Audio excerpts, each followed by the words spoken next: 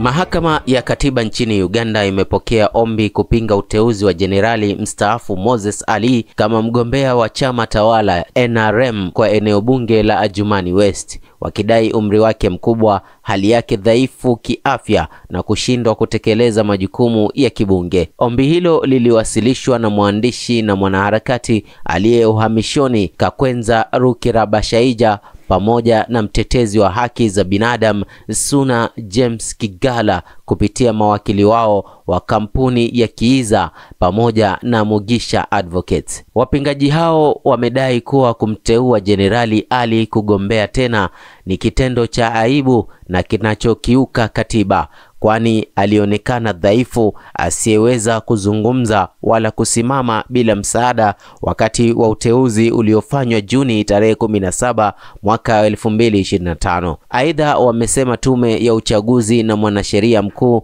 walishindwa kutekeleza wajibu wao wa kuhakikisha uwakilishi bora kwa wananchi kwa kumruhusu kuwania kiti hicho. Kakwenza na Kigala wanaiomba mahakama itangaze uteuzi huo kuwa batili na kumzuia Jenerali Ali kuhudumu kama mbunge, huku wakitaka bunge na tume ya uchaguzi kuweka viwango vya chini vya uwezo wa kimwili kwa wote wanaotaka kushika nyadhifa za kuchaguliwa. Mahakama bado haijapanga tarehe ya kusikiliza kesi hiyo. Nikiripotia Dabaso Sultan Media, mimi ni Kasim Hamisi.